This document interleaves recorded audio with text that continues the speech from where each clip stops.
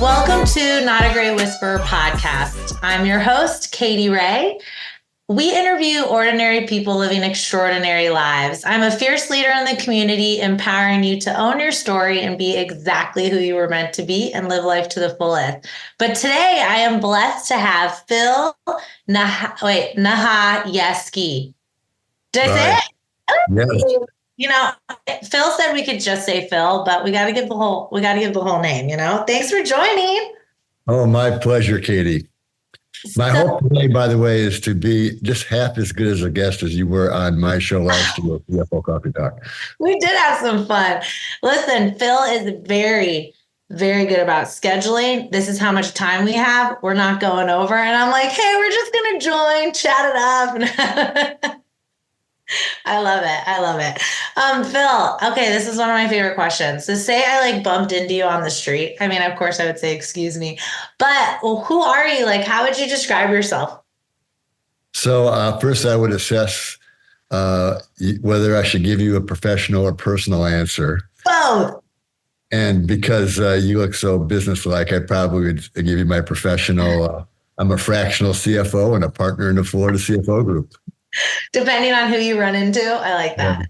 Okay, personally, I'm just walking around. I'm a stranger. I'm like, who are you?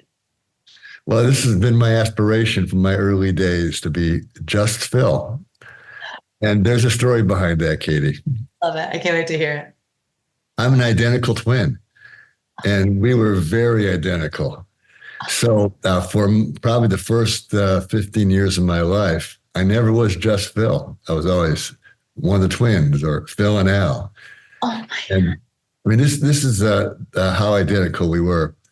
We grew up in Detroit around the baby boom in a Polish Catholic neighborhood, with houses close together, but that most of them had 6, 7 kids in them. And this was before video games were invented. So our thing when we were, 9, 10, 11, 12 years old was playing sports, baseball, football, basketball, hockey. And our house was the place where we had the backyard basketball hoop and make the ice rink in the wintertime. And we played football and baseball in front of our houses. And it was so easy to get a game going. So whenever we could, my brother and I would hop on our bicycles. He'd go around the block one way, I'd go around the other way, knocking a bunch of doors and saying, hey, bring your mitt, bring your skates, whatever we're playing. Well, one of the regular houses on the route was the Marcades, because Timmy Marcade is one of the regulars, and the conversation was the same every time. I would say, Tim, bring your mitt, bring your skates, and Tim would go, Mom, I'm going over Phil and Alice. And little brother Jimmy would go, Mom, can I go over Phil and Alice? And Mom would always say, no, Jimmy, you're not old enough to cross the street yet. So poor little Jimmy never got to see his brother play with Phil and Al, until we got too big and too good playing baseball in front of the street, and windows were in jeopardy. So we turned the vacant lot behind the Marcades house into a baseball field. So first time ever, little Jimmy gets to see big brother Timmy play with Phil and Al. And he's looking at me at shortstop and my brother at first base. And he says, hey, there's 2 Phil and Al's. He never saw us together. And we always thought Phil and Al was one guy. And, many times it felt like we were one guy, and because no one ever could tell us apart. So one of my aspirations from when I was young was just to be just Phil. So that's the label I strive toward. And it's good to be just Phil now. That's so good, because, we're always like, you're not just, but you're like, listen, I want to be just Phil. Mm-hmm. Everyone's always like, you're not just a teacher. You're not just, and you're like, no, I've always been Phil now. But wasn't that awesome having a twin? There was so much good about it. Never was lonely, always had someone to play with. And I look back and I know it gave me my competitive drive and my joy for competition, which I know served me well in the competitive business world. Oh, yeah. That's so cool. And how many other siblings did you have? You were the only twins? No, we were three younger sisters. So there was 7 of us in the house. But my brother and I shared a room, and we're with each other from just about every waking moment for the first at least 16 years of our life. So I was waiting for the day where I can get away and be just Phil. I right, so I do enjoy the intro of Just Phil, but he's not just Phil.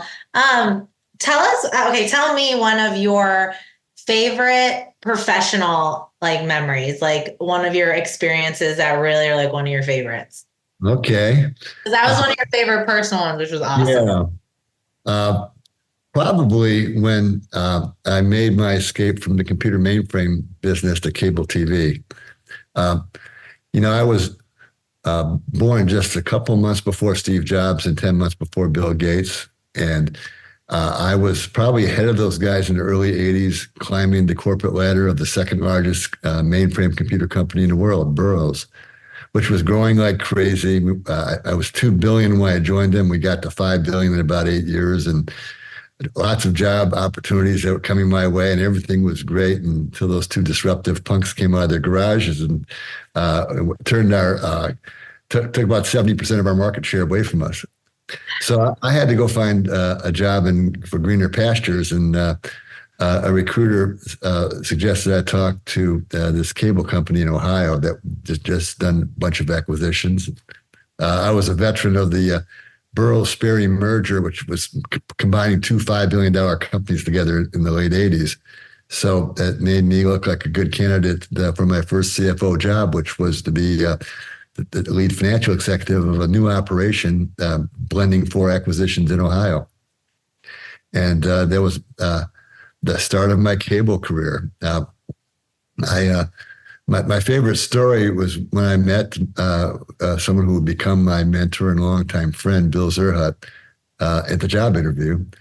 And I asked him what expectations do you have of your CFO? And he just said, I just expect we're there to catch each other when we fall. Awesome. And I just learned so much about leadership from him. Up to then, I was probably more theory X results driven, but I learned that as you climb the ranks, you got to develop your people side. And I think that the God, I had the opportunity to meet someone like Bill to help become a better man and better leader. Oh yeah, and I love that too because as someone who's been in sales for so long, CFOs are always coming in to chop up like our ideas or like a launch we want to do or something like that. Like how do you kind of combat like people's stereotypes of CFOs? Yeah, I work at it. I try to be as approachable as possible and down to earth as possible. And I tell a lot of jokes. I think jokes are great connectors to get people laughing, and they let their guard down and they forget, this is the CFO talking. He tells bad jokes just like other people I know. But it's been one of my favorite things to do in the work world is to find a way to inject the right kind of humor at the right time, just to remind everybody we're all just in this together, and let's enjoy each other's company and beat the pants off the competition together. What's the coolest thing about the CFO group and you leading that charge? Yeah, well, just being a CFO is super cool. I never had any aspirations of getting into accounting and finance as a kid. Actually, all through college, I like to tell people I'm going to be a lawyer. Oh, really? I hadn't really decided what yet. It was a good way to impress girls was to say, I would be a lawyer.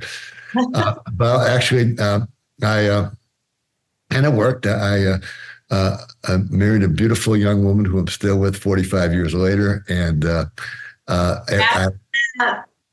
and my entrance into the computer mainframe world was what made me switch from law school to an MBA program.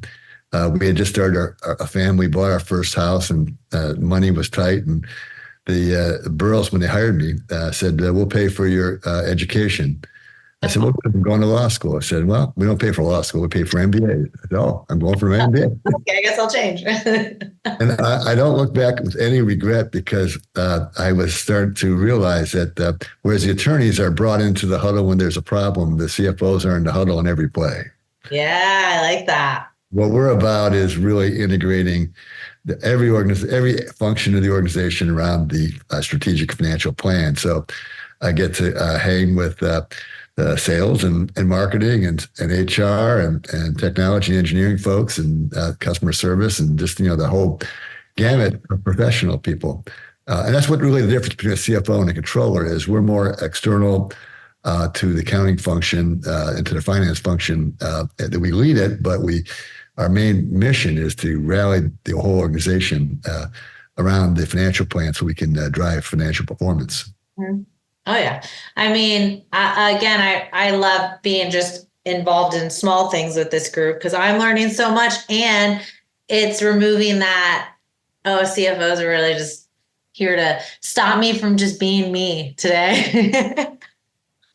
Now we actually the good ones aren't like that, and Yeah, I gotta say the good ones are in the Florida CFO Group. I got to throw a little plug out to my partners. Now we aspire to be the elite CFOs that have been in the seat a long time. That what's cool about us is we love to help each other behind the scenes, so we all look good in front of our clients.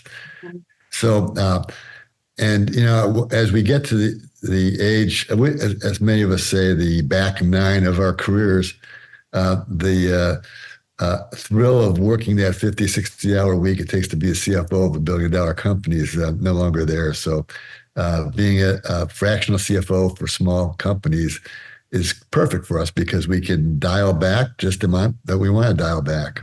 and you're experts. So like the back nine is usually the best nine, right? You get to practice the first nine, back nine's great. Yeah. But as someone who's golfing more recently, I like that. But I also think it's really important because I think companies and stuff aren't utilizing the experienced players as much. And so if you can bring like fractional experience people, like I think that's so powerful in a company to just grow. Like I love learning, growing, collaborating, and the CFO group is so collaborative in so many ways. So I'm really glad we met. I feel like I reached out to you. I'm not sure. Yeah. I think I reached out to you, but I was just like talking to you about what I'm doing, and I really want to understand like HR more and see if like I just wanted to understand that realm of like great leaders. So I'm really glad we connected. I'm just saying that's my grateful moment. So what about your family? You said you kind of switched gears when you and your wife were having your first child. Yes. That's big changes, right? First child, switching into a new industry. And do you have two boys? We had a boy and a girl. My son passed away. Our daughter, who lived around the world, moved from Australia back to Orlando, Florida, right when COVID hit. So we've been blessed to have her in town with us for the last 3-4 years. That's wonderful. And how old was your son when he passed away? 27. 27. Sorry to hear that. How was that impact too for like career wise, and if you scaled back that, like how has that impacted your life? Yeah, definitely made me reassess my priorities. It took a long time to get out of the funk. I was at the time a CFO for Bright House, Florida, and they gave me the month off, and I came back with a lot less fire. My head was, it took me a while to get my head back right. And I know it changed me dramatically, and took a while for me to get back in the groove. It's something like that, just so tough to deal with. Oh yeah. And the empathy and compassion you have for people, and that seeing people for who they are, you can just tell your demeanor is very welcoming and loving. Grief never like leaves us. It's still there. And how old is your daughter? I'm not sure she wants me to say publicly. Yeah, right. I got Probably older than you, Katie. I'll say that. okay.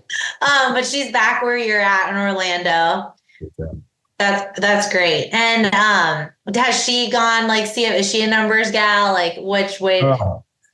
She's more artistic and technical.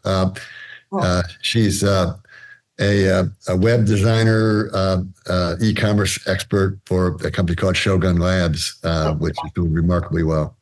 Oh my gosh, you guys probably have the best conversations. Yeah. Can't even imagine. Oh yeah, two just super smart people. And so what are some of What are some of the great moments you had developing other people? I'm assuming there were teams under you, especially at Bright House and things like that. What are some really impactful moments that you know help other leaders now?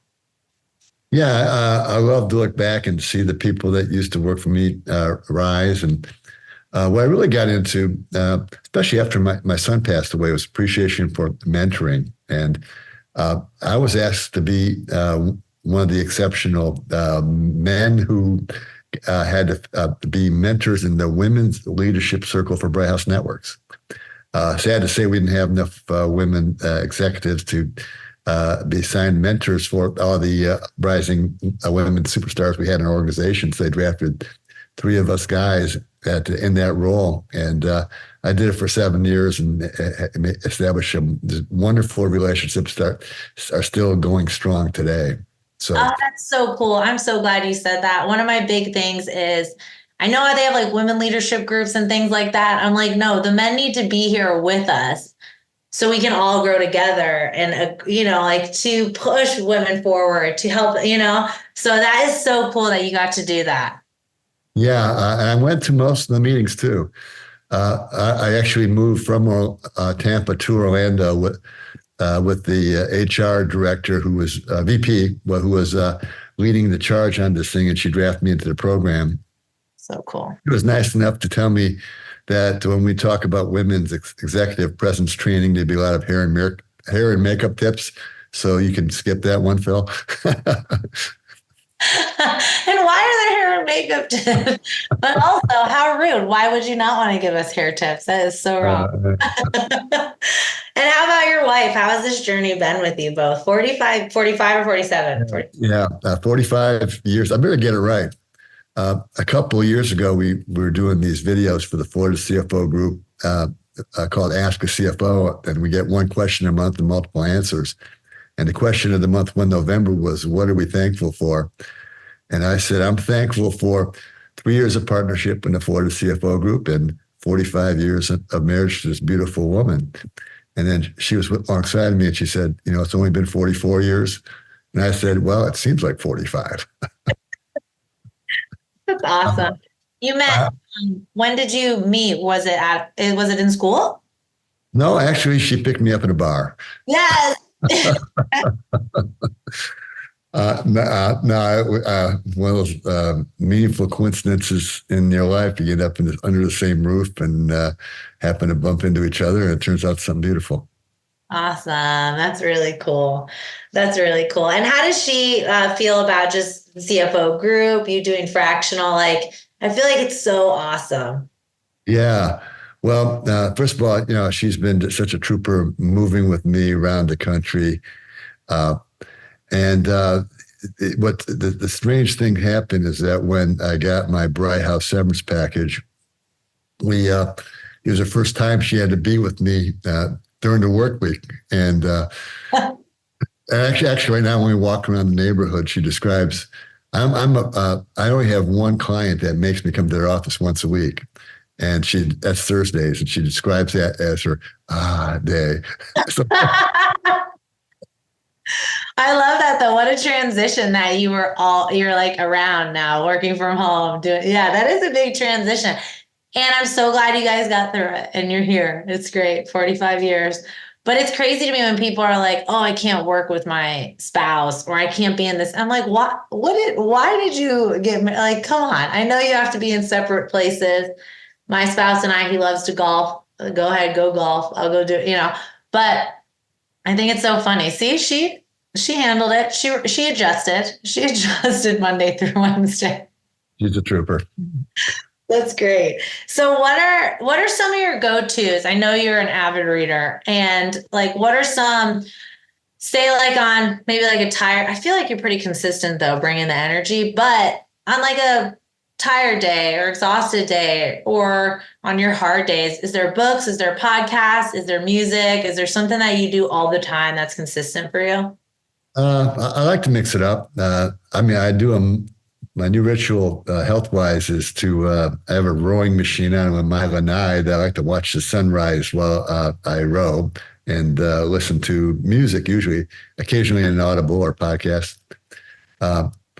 But usually I'm out there with my two dogs who like to be outside and like to chase things. I used to put their leash around a Adirondack chair so they would not run around while I'm rowing. And one morning I'm listening to Dark Side of the Moon, an album from my college days. And the dogs, I didn't hear that. They were clawing at this chair, trying to get the gecko hiding inside of it. And by the time my 40-minute row and album was over, I got off and I found this Adirondack chair practically in slivers. My wife asked me, "Where were you when this was happening?" And I said, "I was on the dark side of the moon." Oh my gosh, what were they doing? Did they ever get the gecko? I don't know. They like to bring him in the house, though. We find him all the time under furniture and things. That's a really cool routine, though, for the sunrise. What's something that you have kept consistent that has kept you just so young and continuing to move, exercising your brain, exercising your body? I know you were an athlete, so having that consistent activity, I think, has probably been in your life for a long time. So, like, what else with like exercising the brain, like just keeping yourself young? Yeah, hanging with young people. I like helping tech startups because the youthful energy and the entrepreneurship and the drive, that's what keeps you young. I think I found the fountain of youth by helping tech startups and as their fractional CFO and sometimes investor. Other people would not agree with that. It sounds stressful. Yeah, well, it's fun. I mean, they may stress over their burn rate and their scary future. But I've been through the demise of the computer mainframe business and cable TV. I know the glory days don't last forever. You don't take it for granted.